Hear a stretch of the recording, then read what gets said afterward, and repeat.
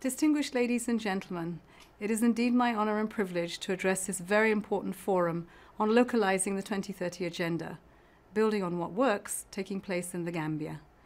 I'm delighted that this forum has elevated the SDG localization in the Gambia and the sub-region. It is at the local level where the fulfillment of the 2030 Agenda will be lost or won. Localizing the SDGs means more than just implementing internationally agreed goals at the local level. Localization means true ownership by all stakeholders. It means the aspirations of the SDGs become a reality for communities, households, and individuals, particularly those who are at risk of falling behind the most. There are a few key steps to localize: to plan, to raise awareness, monitor, and finance. Firstly, we must align local plans with policies in the SDGs. We must raise awareness about what the SDGs are and leverage the ingenuity and initiatives of local actors who are driving positive change in their communities. We must ensure that all levels of government gather data on SDG progress for all communities, big and small, particularly for the furthest behind. And as national governments and international organizations, we must redirect and expedite finance to support the execution of SDG-aligned plans and projects in cities, communities, and towns. We've seen lives transformed when there is greater ownership over the SDGs. In the Gambia, women's organizations united with their counterparts across the border in Senegal to advance a collective model for food production for the benefit of all. This is just one of many examples of Gambians advancing collaboration and peaceful coexistence at the local level through the promise of development.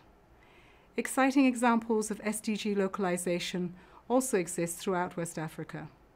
The city of Freetown, for example, has indicated an interest in developing a voluntary local review, thereby committing to advance the 17 goals and involve stakeholders in the process.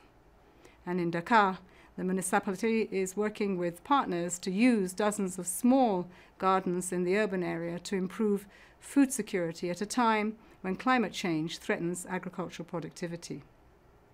At the same time, much work remains to be done. This forum today provides a platform to highlight what works and share initiatives that can have the greatest impact on changing people's lives. I urge you to collaborate to identify those solutions with a truly transformative potential and to scale and replicate them. To this end, I'm pleased that the United Nations Trust Fund for Human Security has committed to mobilize resources to advance these initiatives, building on the best practices, lessons learned, and partnerships shared this week in the Gambia.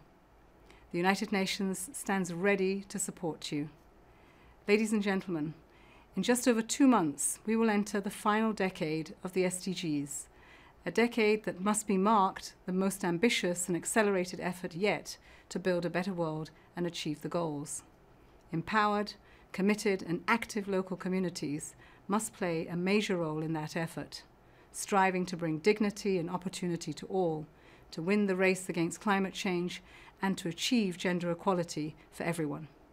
In this spirit, I wish you fruitful deliberations.